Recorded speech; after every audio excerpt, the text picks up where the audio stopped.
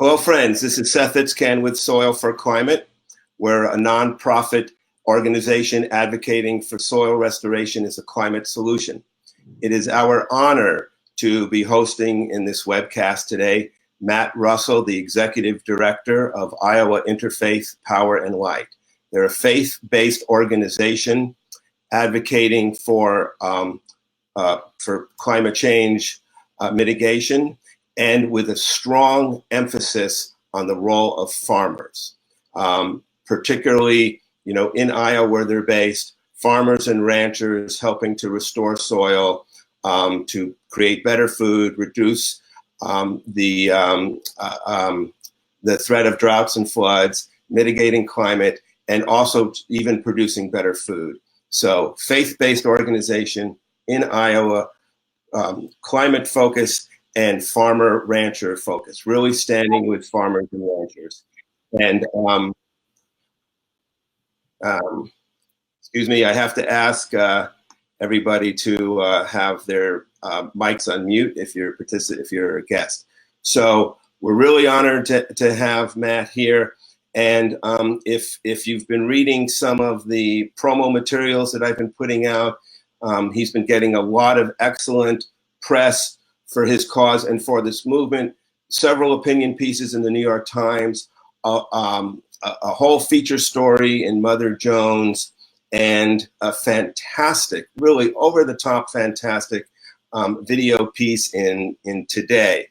And I put a link to that on the Soil for Climate Facebook group, and I just watched it a couple of minutes ago, and it really is a fantastic video piece. It's just a couple minutes, and it just hits all the right points. So I encourage everyone, as soon as this is over, or even in a separate browser window, watch that video production, because it really was perfect. So now, without further ado, Matt, welcome. Thank you to the Soil for Climate show. Seth, thanks a lot. I'm really excited to be with you all today. Now, Matt, let's just jump right into it. Tell people a little bit about your background, your advocacy with Iowa Interfaith Power and Light as a faith-based climate organization, but then specifically get into the role of your support for farmers and how you see farmers and ranchers really being instrumental in this. And I'm going to take myself off camera. All right. So I'm a fifth generation Iowa farmer. I've been in agriculture all my life. I early on was going to be a Catholic priest, so I had lots of religious education and did faith work, teaching in a religious school and working with Catholic Rural Life, so working nationally with the Catholic Church and other churches on sustainable agriculture and food security. I then spent about 17 years secular world working on food policy and rural development. And then the last year and a half, I've been leading Iowa Interfaith Power and Light. So it's really a culmination of my life experience coming together to lead this organization. We're part of an affiliate. We're an affiliate of National Interfaith Power and Light. There's about 40 state affiliates. We work in Iowa. And when they hired me, I said, if you hire me, we're going to develop a farm program where we are getting farmers into church basements, talking to each other, to define the problem of climate change as they see it, and define the solutions to climate change that they as farmers can participate in. And so it's really a culmination of my life experiences that I realized that if farmers are not leading the solutions to climate change, then we're not going to be able to benefit from the value of what we can do on our farms. So I'll hand it back to you, Seth, and give more detail as we go along.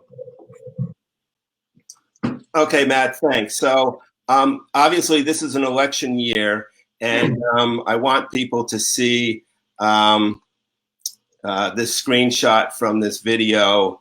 I'm going to go on just audio only. So there's former Vice President Joe Biden with you. Talk for a little bit about the politicians that are coming through Iowa right now as we come into the election season, and what's the message you want them to hear?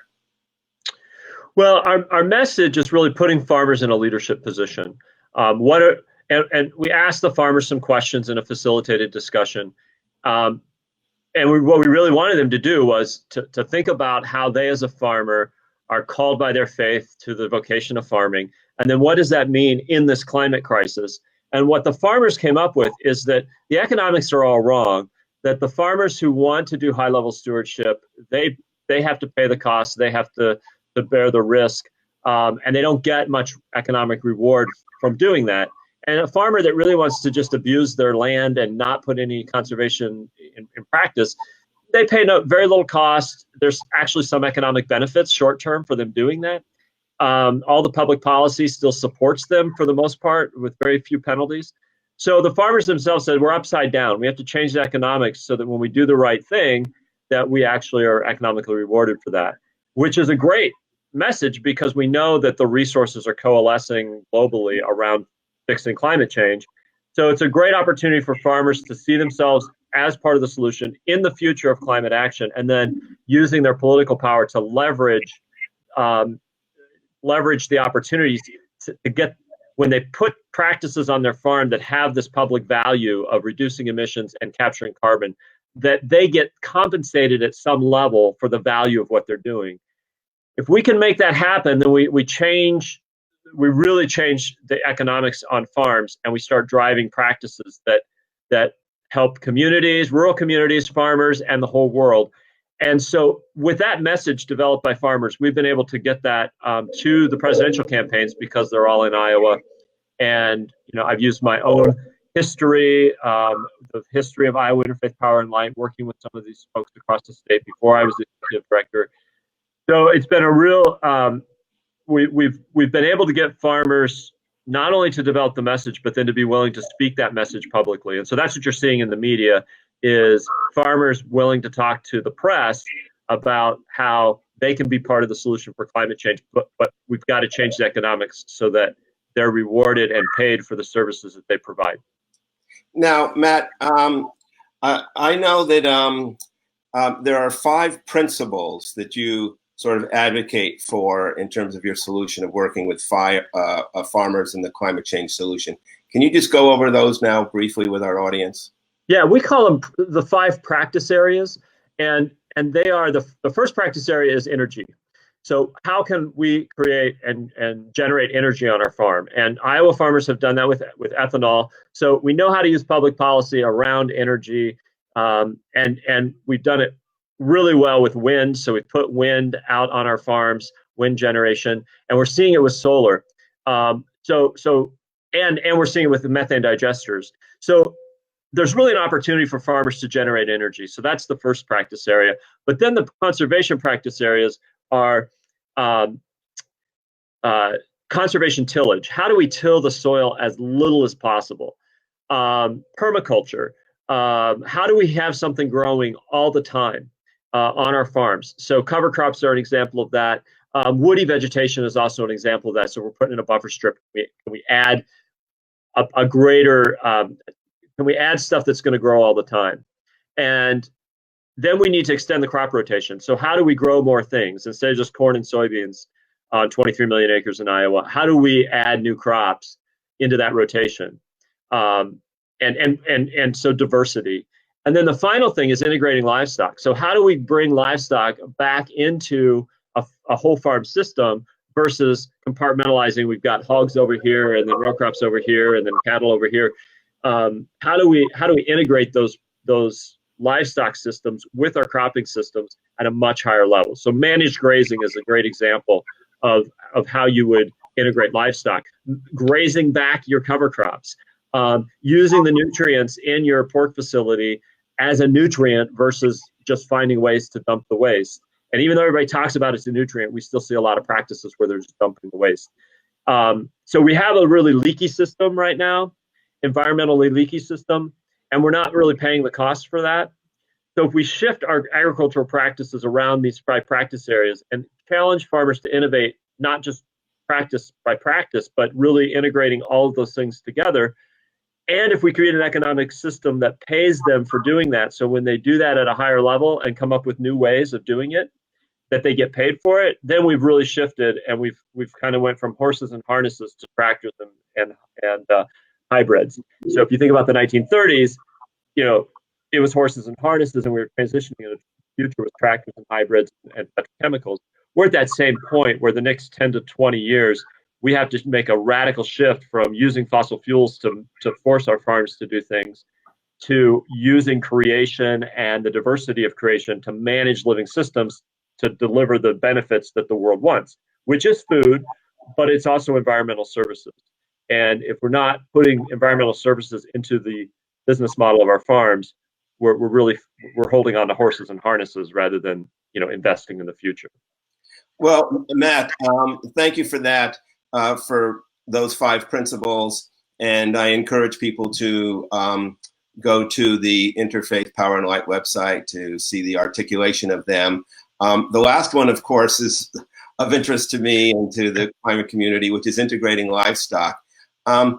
Really quickly, how do you get that message across? And also, I just want to say something to the viewers. In that video that I talked about on the Today Show, where there's a spotlight on Matt, they talk about when you bought the property, it was originally soy and corn, and then you converted to pasture and crops and grazing. What for you told you, okay, you needed to get back to grazing, and how do you get that message of integrating livestock out there, particularly in a state like Iowa, which is so heavy into soy and corn? Yeah, well, because I grew up on a farm, and then I was doing work in sustainable agriculture with Catholic Rural Life when I moved back to Des Moines. I spent a few years outside the state, moved back, and I really was working in agriculture and very excited about the possibility of having my own farm.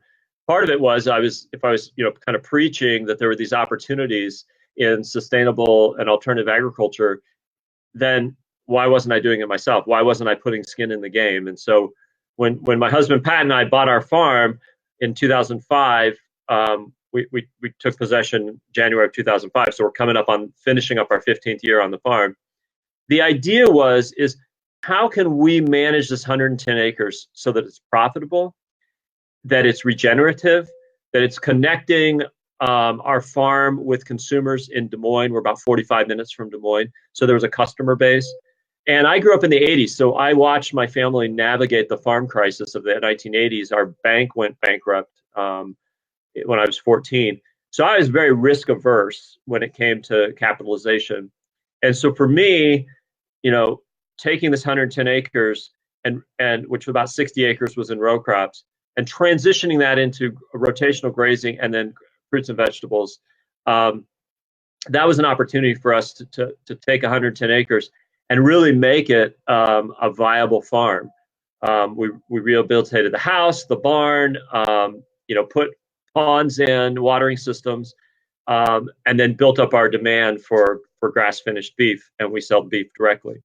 We've started to sell a few feeder calves now because our demand has gone down a little bit, just because we don't work as hard at the farmers market. We're older and we're tired. So it really was a matter of taking public policy, so we could use a lot of USDA programs to help us implement the kind of transition we wanted around the EQIP program, the CRP, the CSP, these federal programs. So the taxpayers really helped us transition our farm. And so we've got better water quality, we've got better soil health, and we've been able to do all of that, with Pat full-time on the farm. So in 2006, he quit his job and he's been full-time on the farm. So our farm supports one full-time person in the house, and then I work full-time off the farm, which is pretty typical of the American farmer or the American farm family. Now, Matt, you have said emphatically that the farmer rancher has to be part of the climate conversation and has to be front and center of it. How do you do that? How do you encourage the farmer themselves to take a leadership role, which many of them may be timid, frankly, to do? And how do you get the general public, including the politicians, to consider farmers and ranchers as part of the climate solution, which they might also be hesitant to do? Yeah. I knew in talking with farmers around the state, these are Republican farmers and Democratic farmers, commodity farmers, livestock farmers, I knew that a lot of farmers were not climate skeptics. But the culture around Iowa agriculture, and I think this is true nationally to some extent, culture around agriculture has been that farmers who are climate skeptics have been resourced, invested in, mobilized, organized. And so the conventional wisdom is that farmers are climate skeptics. And they're conservative politically, and they're climate skeptics. And the effort has been to change their minds by convincing them that what they're doing is causing climate change, so they've got to change. And the other more recent one is, look how much you're suffering. You're victims of climate change, and are you finally ready to give in and become climate change advocates? Well, none of that's appealing to farmers in terms of their own identity. So when farmers that are climate skeptics are rewarded for being climate skeptics at the coffee shop, at the co-op, at the County Farm Bureau meeting, in the media, and in the press, with politicians, when that message is rewarded, and anybody who questions that message is essentially marginalized or punished, they're not going to step up. And particularly on the right, the Republican farmers, they were really not getting any support for being climate advocates, or advocates for climate change solutions. What we did was we brought farmers together to talk about this, and then, we kind of knew it ahead of time, but we really let it develop in the conversations, is inviting them to think about themselves as part of the solution. So the right, wasn't encouraging them to be part of the solution. The left wasn't encouraging them to be part of the solution. But farmers themselves, problem solving is part of our deep identity. So it doesn't matter whether you're a crop farmer or livestock farmer, specialty crop farmer, in the South, in the North, wherever you are in the United States and really in the world, if you're a farmer, your identity is you wake up in the morning and you solve problems. And so helping farmers see this situation in that context was inviting them to engage with climate action from their own deep identity, versus what we've been asking them to do in terms of climate action is to abandon their identity. You've got to embrace the victimhood. You've got to embrace that you're the cause, and you've got to, it's your fault, when it's all of our faults, right? And we're all victims. But the unique thing for farmers is that we can be part of the solution in ways that other people can't. Well, Matt, when these political, figures like Biden and the other Democratic candidates, or even, well, obviously there aren't other Republican candidates in the presidential election, but the Republican candidates of other elections come by and they meet with farmers. How do you facilitate that conversation around climate? Help us be a fly in the wall so we can see what that's like. Yeah. So what we've done, and we first did it with media. So I knew that we could get farmers talking to each other, because I knew farmers weren't as much of climate skeptics as conventional wisdom, and that it really serves some global industries to keep farmers as climate skeptics. So if we engage in climate action, if we can slow that down, that benefits the fossil fuel industry. There's also some evidence that it benefits kind of agribusiness, because fast climate action really changes things in ways that some of the very large global agribusinesses, they're not as adept. They can't adapt to those changes as fast as farmers are able to implement. And so they're not interested in really accelerating us in implementing those 5 practice areas. So we already have that working against us. But what we do is we get farmers talking about, so we go directly to farmers. We're not trying to work at the leadership level of farm organizations. We're actually working with farmers.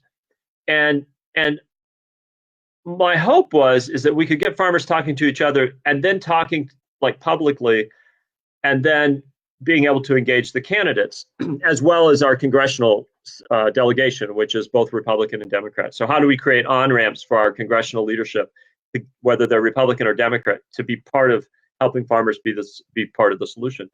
So that was our strategy. And I thought it would take quite a while, and I thought we'd have a little bit of success. What I underestimated was how quickly farmers were willing to say, "Yeah, you can come visit my farm, Mr. Reporter for Mother Jones. I ran for, I'm a Republican farmer, but yeah, I'll have you come and we can talk about climate change on my farm and what I'm doing to capture carbon." So that happened much sooner than I thought, which actually meant that I underestimated how willing farmers would be to like lean into this invitation to be part of the solution. So once that started to snowball, then the campaigns started to connect with us. They started reaching out because they saw the media pieces. They saw this new way of thinking about farmers as part of the solution. And so then once they started reaching out to us, we were able to connect them with farmers. And so, early on, Buttigieg, Beto O'Rourke, he came to our farm by himself. I mean, he came and it was just me. But then when Biden came and when Harris came, we made sure that there were other farmers there. And then we've been really helping farmers connect with campaigns to really amplify this message.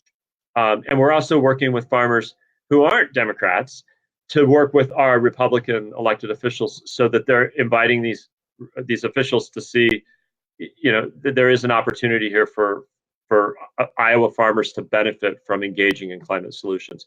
So the really key is we're not asking farmers to change their identity. We're actually asking farmers to embrace their identity as problem solvers and then collectively use that to reshape the conversation about climate action. And then the feedback is that we're also then not just changing the narrative, but encouraging farmers to think creatively about how they would take those 5 practice areas and innovate on their farms. And for the most part, this is an exciting thing, right? If I'm a farmer at the family scale and I see an opportunity to use my resources as a family, as a farm, the land that we farm, what we like to do, and then develop strategies around all of that the world's saying that they need and we get paid for it, it's a very optimistic, exciting proposition.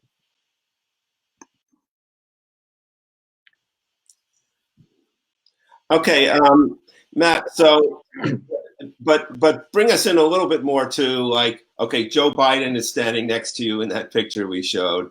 Right. What are you telling him? And what are the other farmers who are gathering around telling him? And what is he hearing and what is he saying? Yeah, so I mean, the message that our farmers are saying, and so let's take the Bidens, Joe Biden and his wife Jill and Tom Vilsack, former Secretary of Agriculture, and his wife Christy. So the 4 of them were with us at our farm, and so my neighbor Justin, who's corn and soybeans, has had some cattle. His family has cattle. He doesn't have cattle right now at his farm, but he's done just some amazing things on his farm. He ended up buying his farm very similar to when we bought ours. So we're kind of like exactly the same time. And he has really rehabilitated a kind of a rundown farm. And both of us have used all of these environmental conservation programs. So what we're saying is we're saying, look at what the taxpayers have done, how they've helped us, manage our small family farms in a way that are successful for us and beneficial to the public around water quality and economic development. At least on our farm, we spent hundreds of thousands of dollars, hiring kids, redoing barns, building ponds, like lots of money that translates in the community. So we tell that story, like, look at what we've been able to do partnering with taxpayers. And then we pivot to, and the world is asking for climate solutions. And we are ready. Our farms are ready to put trees, to do more intensive grazing, but none of the programs are targeted at helping us do that. So if we do that, we can do it and we can benefit the world, but it's out of our pocket to make those investments. When we spend billions of dollars in public taxpayer dollars, supporting the current system, we're investing in horses and harnesses when we need to be investing in the next agricultural revolution that all the science is signaling that's going to happen. And the question isn't, is it going to happen? It's, will it happen fast enough? And so that's the leadership position. And then when we look at the supply chains, we can also talk to candidates about, look, Unilever, General Mills, ADM, these big companies are all saying we're ready to invest in a more sustainable supply chain. And so again, we need to be able to access those resources. So smart public policy, just like we did with ethanol, smart public policy and then markets on top of it, just like we did with wind, smart public policy and then markets on top of it. So climate services, smart public policy to position American farmers to be able to leverage the markets that are emerging. And the markets are really around environmental services versus another product. But what's interesting is if we can do all of that, we can implement those 5 practice areas.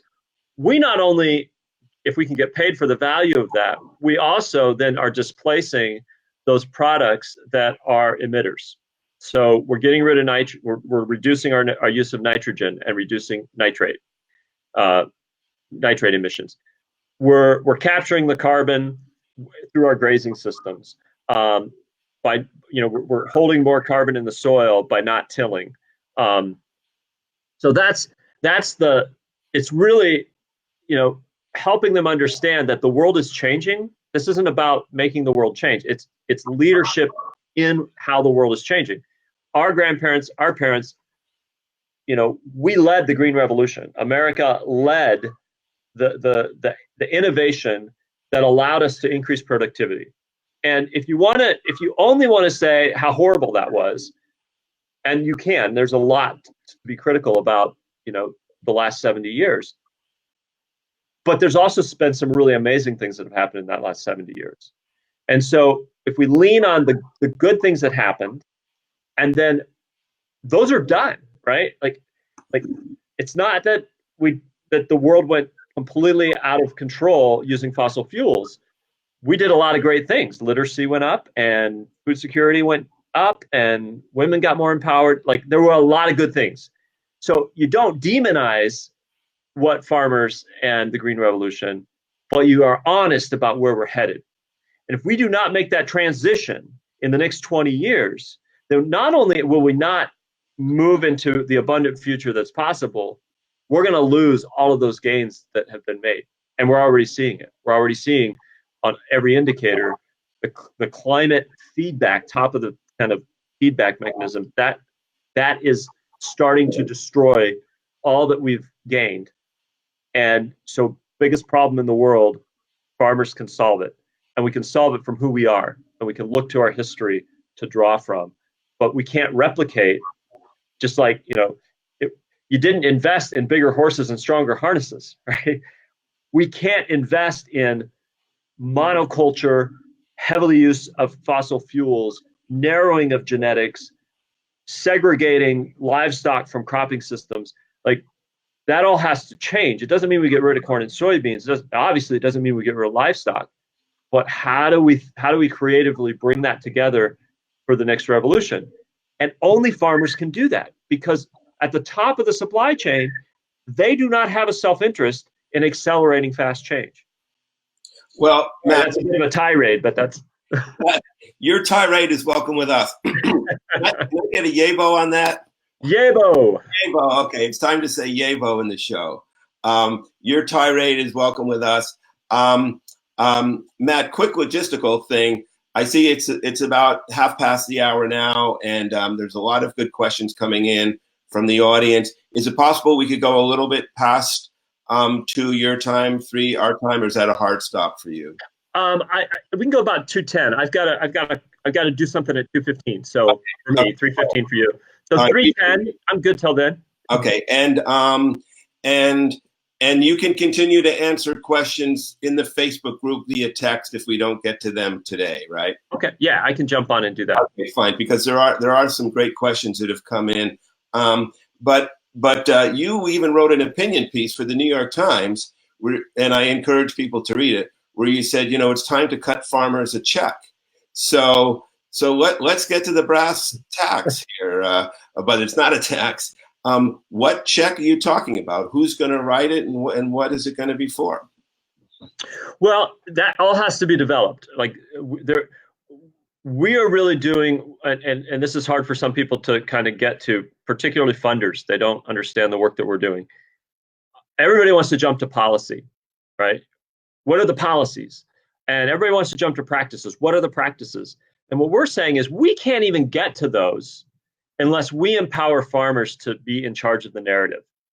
And unless farmers are really driving home the notion that we can solve this problem, but we have to change the economics, and therefore we have to change the policies, and we have to shift from basically rewarding those at the top of the supply chain with the market power to rewarding the farmers on the ground who can innovate. And so it's that message that we're developing. And so, for example, and I see some of the questions like what's the strategy, or what's the policy, what's the check? Our position isn't here's the practice that we need this check for. It's the notion, it's the idea, and this is how we talk to candidates, like their staff. I would say, as I'm talking to them, trying to help them understand what farmers are saying in our groups, right, and to the media, what farmers are saying. I said, think about your consultants, right? Like your candidate and your campaign staff. They understand that you go to a consultant, you say, here's our problem, and the consultant looks and says, okay, we will do some research. So you're going to pay us for the research, and then we will give you something, a service, and then you're going to pay us for that service, right? In other words, you got these entrepreneurs out there who are really creative that you're paying for their creativity. It's the same thing with farmers. You're saying, look, nobody can manage this land better than you, and we need you to figure out this problem. So here's some resources to figure it out, partner with Extension, and our land grant has to change, and they're not going to change unless farmers demand them to change. So it's, here I am innovating, getting paid, or at least cost share, risk management to allow me to innovate. And then when I come up with good solutions that actually have public benefits, then I'm actually not just getting cost share, but I'm getting something for the value of that. So in terms of capturing carbon, if I can come up with a system where I'm reducing emissions on my whole farm, and then there's some value to that. If I can actually eventually make it, negative, so that over time, my farm in its agricultural systems is capturing more carbon than it's reducing, I now have created a benefit that the world is starting to trade. Cut me the check. I don't want somebody else capturing the benefit of what I'm doing on my farm. I need paid for some of the value of that benefit so that I can accelerate the change and innovate even more. And I can hold on to that and invest some of that in my community. So it's holding on to the value for the farm and the community. Matt, hallelujah. I want to give you a high five on that. All right. So there we go. I know. High five and a yabo. But hallelujah and yabo, and that you're speaking gospel to us, and I know the Soil for Climate community. We have a lot of conservative folks who they don't want to hear about a tax or even a tax on carbon, which personally I think is okay. But anyway, I'm not advocating for that right now. The point is, we are talking about rewarding the land managers who are capturing carbon. Right. And for it to be captured, to be verified, there has to be measurement. The measurement needs to be done by a third party. Those people have to be paid, if they're going out and doing it. So from my opinion, this is where the policy space comes from. There needs to be policy set up at the state level to have people who are going to go out and measure soil carbon, and not just soil carbon. There are a bunch of measurements: biodiversity, water infiltration, bulk density, fungal bacterial ratio, bird species, for crying out loud. There's a lot of indicators. A lot of the stuff can even be done remotely from satellite and with drones. But whatever it is, we need policy to monitor land quality at either a direct carbon measurement or other items that are proxies of carbon, and to reward these land managers. So we're 100% behind that. And the farmers themselves need to be involved in the policy formation. I think that's your real gestalt, isn't it? You're saying you're not recommending this particular policy, this payment. You're saying the farmers need to be sort of in the room, right? That's the bottom line. That is the bottom line. And there have been billions of dollars spent to keep farmers from being at the table. So that there are some farm organizations at the table does not mean that farmers are at the table, because a lot of farm organizations have been slow walking an engagement with climate action. So if that's who's at the table representing farmers, they're actually keeping us from being part of the solution and getting paid for being part of that solution, and developing the policies that are going to accelerate and reward the action that's needed. Okay. The action that's needed is reducing emissions, capturing carbon. Yeah, Matt, I want to be sensitive of time. There's a ton of great questions coming in. You can see the feed. By the way, folks, we can see the feed here. Great questions. It really is a tribute to our group that there's so many smart people. Obviously, he can't get to all of them now, but he sees them, and he'll continue via text, to answer as many as he can. In the meantime, right now, I do want to bring in some of my colleagues. Oh, I want to put a shout out to our underwriter, Nutiva, as a company that focuses on 100% organic hemp and CBD products. And they have, in fact, I'm just going to throw up their logo so people can see it. And they have a program called 1% for regenerative agriculture. So 1% of profits go to help support groups, and they've been underwriting our media effort, and we greatly appreciate it. Okay, so that's a shout out to them. And if there are other groups or organizations that can help Soil for Climate, please contact me, and we need underwriters and sponsors to keep this going. I want to bring in my colleague Carl Tiedemann and then my colleague Josie Watson. They each have a question for you. I'm going to take myself out.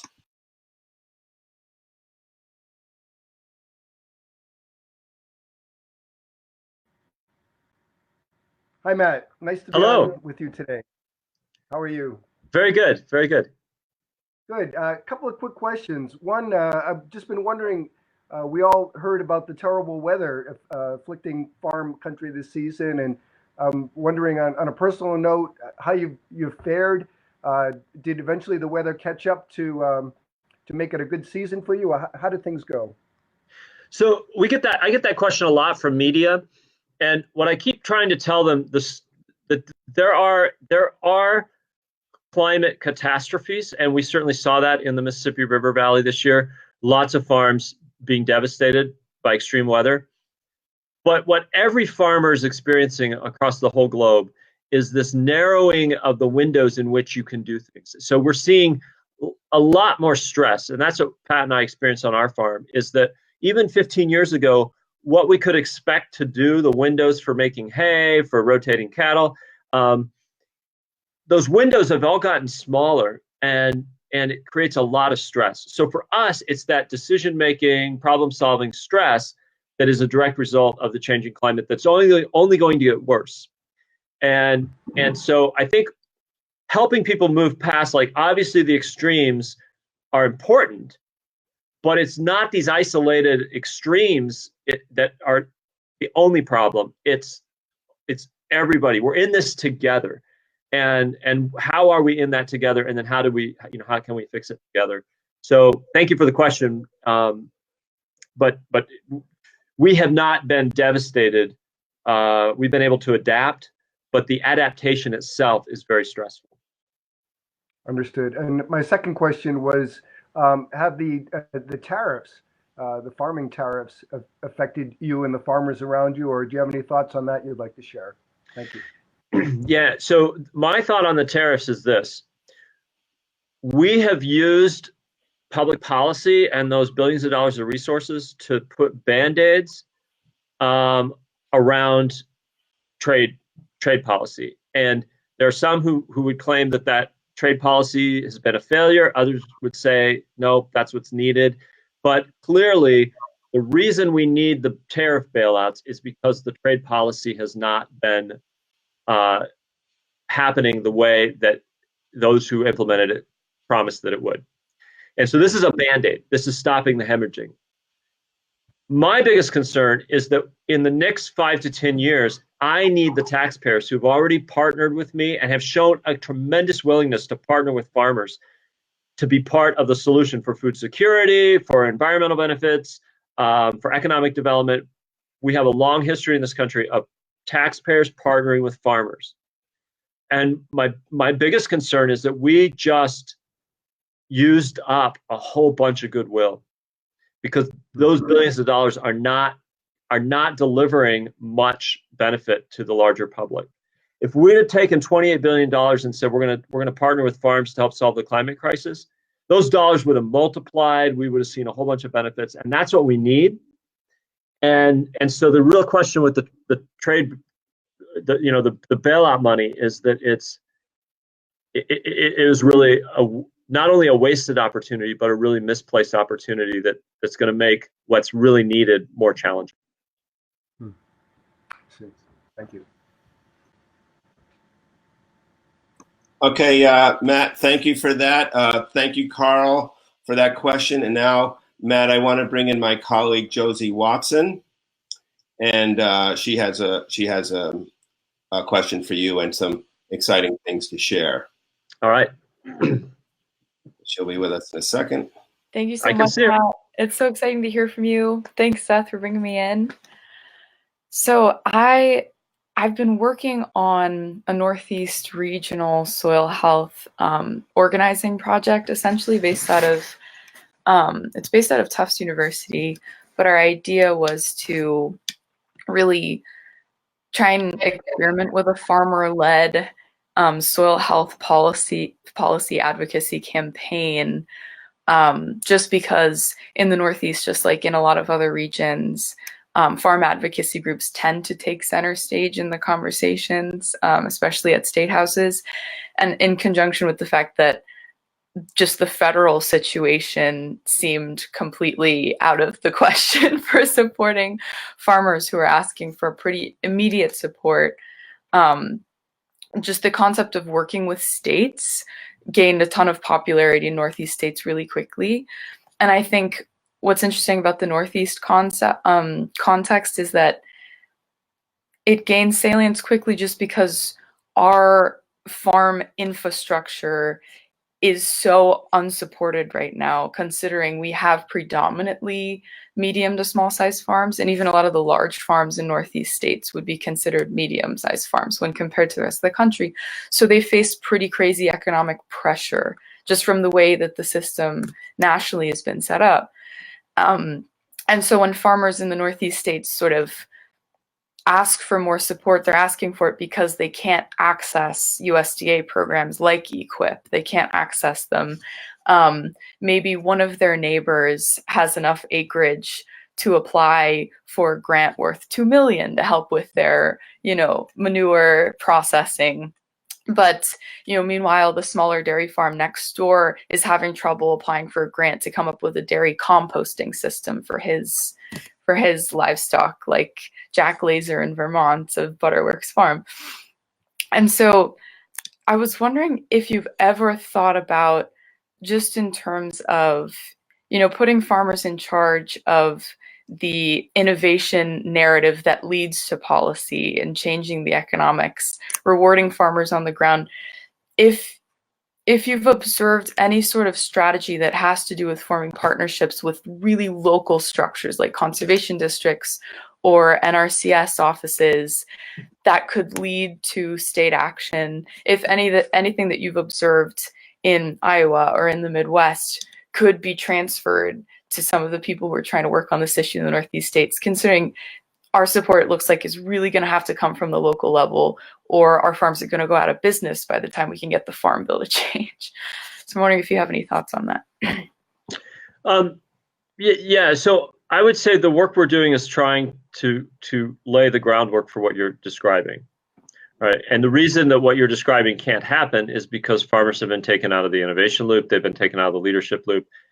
The political power that farmers have, and they still have an enormous amount of political power, they're not wielding it themselves. It's been kind of coalesced up the political supply chain. to other organizations that maybe speak to a commodity versus farmers, or that have as much of a partnership with the supply chain as they do with the farmers themselves. This is a real opportunity.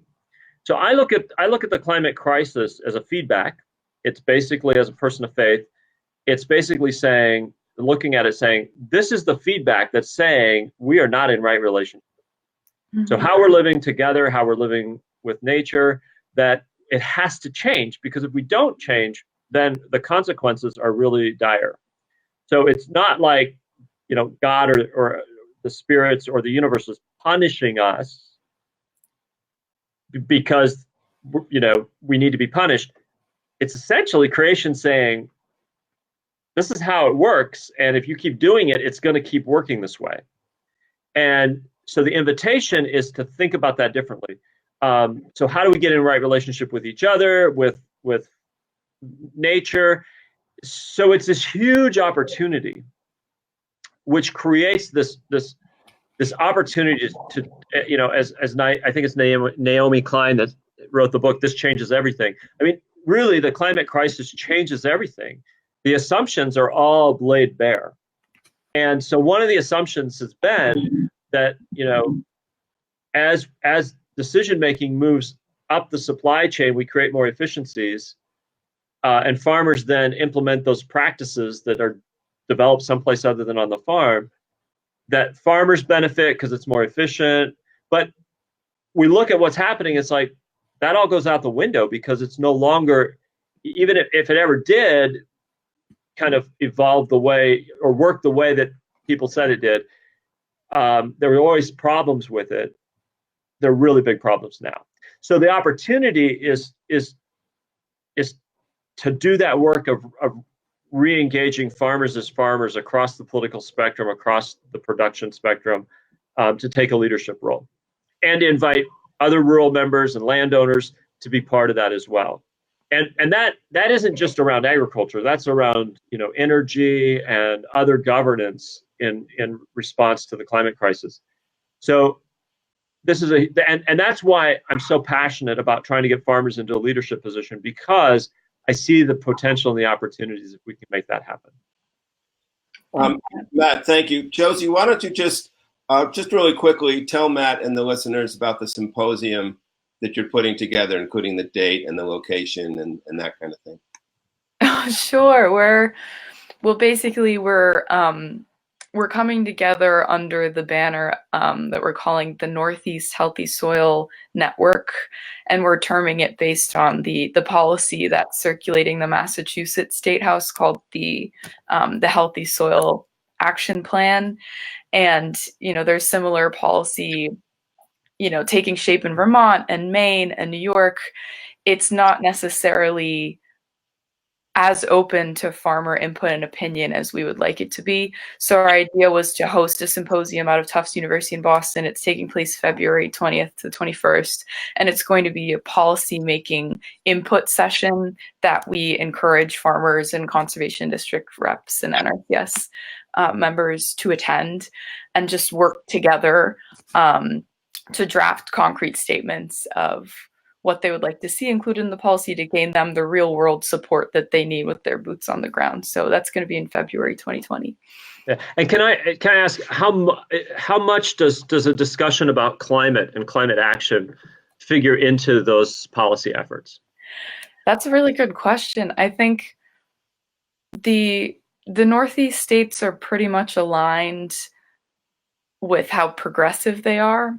Especially at this point, we've had some governor changes, and now pretty much all the Northeast governors agree that climate action should be a priority of their state plans, and the rest of the government activities following suit. So we tried to steer away from making it a climate action conference just because our previous discussions about soil organic carbon measurement and reward systems were too simplistic for our farmers to feel like they were going to generate the fund streams that they actually needed. So we wanted to have a symposium about ecosystem service generation and environmental service generation more generally, and not just about carbon. That's the reason that we moved away from it being a climate action symposium and more of a soil health, environmental health symposium. Right. But the work that's been doing at the State House, the people that have been developing the soil, the healthy soil policies, would you say that climate has been part of that discussion directly or more on the side? It's been part of the discussion directly, just considering that the stimulus for the policy in Northeast states, like the New York Climate Action Grant, literally they were grants provided for climate change adaptation in the ag sector, or the main activity that's going on is related to the Maine Climate Table Governor's Initiative. So pretty direct climate relationship, just, you know, there's no definitive agreement that we're going to be able to measure the soil carbon to the extent that we can directly incentivize it. Right. And then we got to figure that out. Yeah. Right? That's a research question that absolutely has to be figured out. What drives me crazy in the Midwest is that there are a whole bunch of soil policy development at the state level that are intentionally not talking about climate. Like they're making the choice that we're just going to talk about soil health. That's what farmers will engage with. And if we follow that game plan, we're essentially saying, we're going to do this around a problem that doesn't have a lot of resources because we can't talk about the problem where all the resources are. And that is like junior high logic stupid. Like a junior high kid can figure out like, oh, if the money is there to solve a problem, but we're not going to talk about that problem for political reasons, we'll talk about this other problem, the money isn't going to come. Right? the research that's needed to make sure that the healthy soil, and so that's bad for farmers, it's bad for rural communities. But the most important thing is it's bad for the whole planet because we're not unleashing the power of farmer innovation to solve the problem. So we won't get there fast enough. So it's wrong on so many levels for anyone to think that in the climate crisis, to focus on soil health without making the link and figuring out how to connect that to the climate benefits. Matt, let me come in here for a second. Josie, thank you for that. So what are those dates again? February? Yeah, February 20th to 21st, and we'll try to get, the results of our discussion up on a website. Hopefully we even do make progress with the soil carbon testing issue. We have the Northeast Organic Farming Association working really hard on it. So if there are any exciting updates, I'll be sure you hear about them, Matt. Okay. All right, excellent, Josie. Thank you very much. And Matt, I think at the very least, maybe you could make a video or something like that, or beam in and give some thoughts for the group. We'd appreciate it. All right. Thank you, Josie. Thanks, Seth. Thanks, Matt. Okay. So Matt, so you just heard from my colleagues, Carl and Josie, each working on different aspects of this effort. And Josie is affiliated with Tufts University, which has a program called G-Day. That's Global Development and the Environment. And it's really exciting for me to see a university wrapping itself around, a soil health policy effort. And the whole question about whether or not to talk about climate, even in the Soil for Climate group, I mean, that's the name of our group, Soil for Climate. But we have these debates, right? I mean, everyone who's watching knows that. And the irony from my point of view is, frankly, some of the best practitioners, some of the people who are doing the best with global warming, don't even believe global warming's a problem, or it's so politicized, it's a UN conspiracy or whatever. And I'm like, you know what? I don't even care. I mean, just keep doing what you're doing. And you're not going to turn down the check for the carbon you're drawing down. So anyway, the point is, we're not going to solve that problem today. But it's an evolving conversation. We all need to be part of it. Matt, can you see the questions that are coming in there? I can. Okay. Well, so I just want to say a few words about Iowa and my own view on that, and maybe you can find a question that you want to address. And in the few minutes we have left. In the video earlier, there was introducing Matt from the Today Show. He said, well, Matt believes that Iowa can help solve global warming, or Iowa farmers can help solve global warming. I just want to reinforce that. That's sort of the whole message of Soil for Climate, is that farmers around the world can help solve global warming. Right. And but the thing about Iowa that's so unique is that Iowa, well, it's not only the first, caucus in our national presidential elections, but it literally is right in the middle of the country, and it literally is the state that used to be 100% tall grass prairie. 100%. I mean, when they talk about tall grass prairie, where it used to be, when you think of the archetypical images of the buffalo and whatever, that's Iowa. Right. And today Iowa is almost is predominantly in soy and corn. And to me, Iowa really is the linchpin. It's like, as goes Iowa, so goes the world. And so, Right. and so the fact that, I had these thoughts long before I even knew, of your work, Matt. In fact, we have a colleague named Ridge Shin, and he has a company called Big Picture Beef. We did a webinar with him almost 2 years ago, and he said, and I quote, "Give me Iowa and I'll change the weather." Right? How's that for a phrase? Give me Iowa Right. and I'll change the weather. And the thing is, it's not just hyperbole. If you really change the biology and the water cycles and the reflectivity in the middle of the country, Iowa, Indiana, Illinois,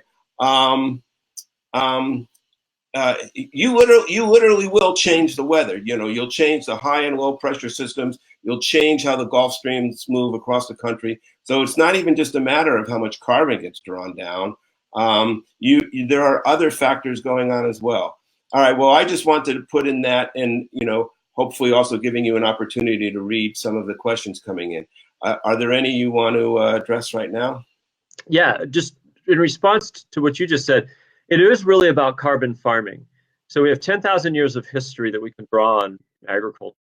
And if we think about, for most of that history, the problem to solve is food. But in the last 50 years or so, or 70 years, the problems that we're using to solve with agriculture is expanded. And now the really big problem in front of us is carbon farming as a solution to the climate crisis. And so we do have to figure that out. If we just step back and let nature do its thing, it could support, I don't know how many billion people on the planet. We needed to manage and accelerate those cycles with the practice of agriculture to increase the productivity around food. We need to do the exact same thing to increase the cycles and the productivity in which we can capture carbon. And so it is not just stepping back and letting nature take its course. It is leaning in and using human ingenuity to accelerate those processes. And you're right. If we did that in Iowa, it would be unbelievable with what we could do, because Iowa is so productive because of those thousands of years of prairie that build up all the soil.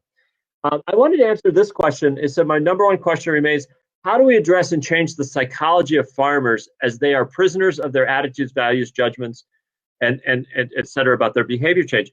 And that is exactly what we're doing with a strategy of, instead of changing those farmers' minds, right? Because once you've decided you've got the answers and you're gonna debate somebody, you're gonna change their mind, you're gonna show them that they're wrong, you're gonna show them how they're right. That's a losing battle. But if you can engage in a conversation and invite them into a conversation to say, how can you solve this problem?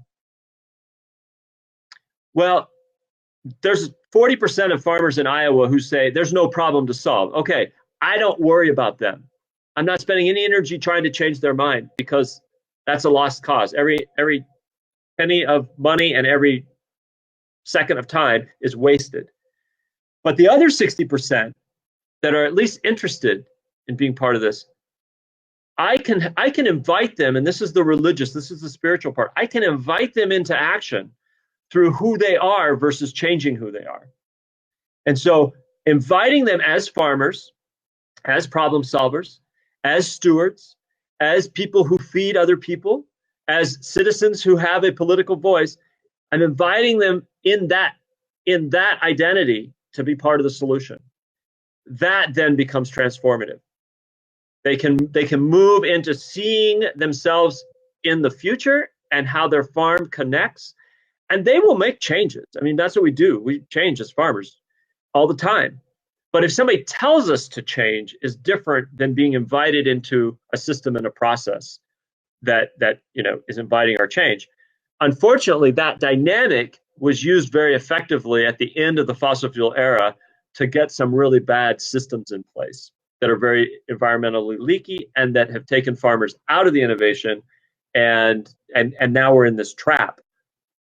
But the path out of the trap isn't to tell people how wrong they are, but to invite them, in kind of a Tai Chi way of inviting them to see themselves as part of the solution, and that they don't have to walk the gauntlet of blame and, becoming a different political ideology. It's like, no, you're a Republican, bring the best Republican solutions to this problem.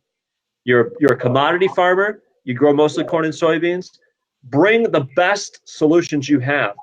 And you're going to have to make some changes, and maybe you're going to have to get your neighbor who's got cattle to be part of your system, and he's or she's going to have more cattle, and you're going to have more productivity, and we're going to be sequestering carbon. So the system will change, but not like getting rid of it and starting over. It's going to change the way agriculture always changes, building on what we've already done and improving it. Hey, I nominate Matt Russell for Secretary of Agriculture. All in favor, hit the up button. Right. Well, yeah, I love Pat and I love where we live, and we are not planning to make any changes to our careers or lifestyle that interrupts our ability to manage 110 acres and live in community in Iowa. So that's my non-answer to the invitation. Look, you can just telecommute in one day a week. All right. All right, listen, being sensitive to the time, there is another really good question. Let's just get to that one, and then I have a few points. And I'm sorry I don't see the user's name here who asked the question, but it says carbon markets have been around for a while, but they haven't produced a carbon price that can make a difference in farmers' incomes. Why not work through the USDA programs farmers are already using? Oh, spot on. Yes, we have all these programs, and how do we use what we have and innovate and adapt and change them so that we can start doing this? And my argument is that it's both and. It's smart public policy and markets. And if you only do one or the other, you're leaving half the solution on the table. So if we use public policy to help farmers, do the research, figure it out so that we can actually make the claim for what we're doing and innovate to that, and use public policy to get us there, and then hold the foundation, right? Then we are set up in 5 or 10 years from now, as these markets emerge, to really be able to leverage a lot more resources in the marketplace as well.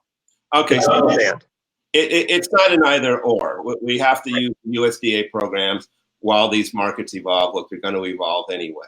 Yeah, and state programs too. So I'm not saying that state programs aren't important. There's going to be a lot of innovation at the state level. There needs to be that as well. Okay. Well, listen, we're having a problem that's a good problem to have, which is, frankly, there are a lot of really good questions. We can see them coming in. We don't have a lot of time, but this is an engaged group, and Carl and I and Josie and everyone involved with Soil for Climate is really honored. This is a good problem to have.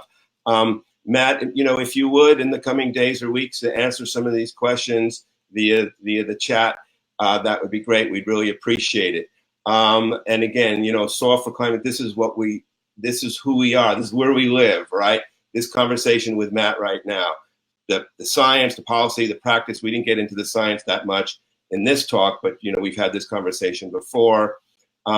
Please support us. Frankly, we need support. If someone wants to be an underwriter for this type of media outreach, we would greatly appreciate it. So far, our main underwriter has been Nutiva, organic hemp and CBD, but we need others as well. We sell hats. Everybody loves the Soil for Climate hat. They're available on our website. And just wanted to do a fun little personal shout out, if people don't mind. Just in the closing comments, this is my father with Alan Savory on the right there. I wonder if we can change this. Well, anyway, you get the idea. And today is my father's birthday. So happy birthday, Dad. And you're a hero and you're a scientist. And, you know, the fact that my dad, who's literally a laser scientist and works at MIT, Massachusetts Institute of Technology, one of the most, you know, the highest level type of technical university, he gets this immediately. He understands immediately is real, soil solution, grazing a solution. No pushback at all. You know, it was literally one of the smartest people in the world. He just gets it immediately. So I invite the ranchers out there who are conservative and don't think climate is real, like, come on, guys, climate is real. The climate problem is real. And I invite the people who think we need to just have plant-based food and don't understand the role of grazing to build soil, like, no, we do. It's real. And yes, and Alan Savory's approach is absolutely essential, and the science is bearing it out. And 2020 is going to be an important year for all that. So I guess, so happy birthday, Dad. I just thank you for indulging me and wishing my father a happy birthday. Honestly, when he met Alan Savory, it was a big deal for me because those are two men who I respect a lot. Okay, so with that, I guess it's time to sign out. Matt, do you have any last words for us? Just thank you so much for inviting me to be part of this discussion, and for all the people that have jumped on. There is so much opportunity, but it's only going to happen if people, particularly farmers and those who support farmers, see themselves as leaders and do what it takes to become leaders and leverage the opportunities to shape the future of how agriculture helps solve this big problem. Okay. Oops. It was a little for some reason. So anyway, saying goodbye for myself and Carl. Unfortunately, Josie is not on the line right now, but I know she would extend her appreciation as well. Thank you so much, Matt. Thank Carl? you, Matt. Okay. All right. Thanks, everyone. Bye-bye. This is automatically archived on Facebook. Feel free to share it and all that good stuff. Okay. Love you. Bye-bye, everyone. See ya.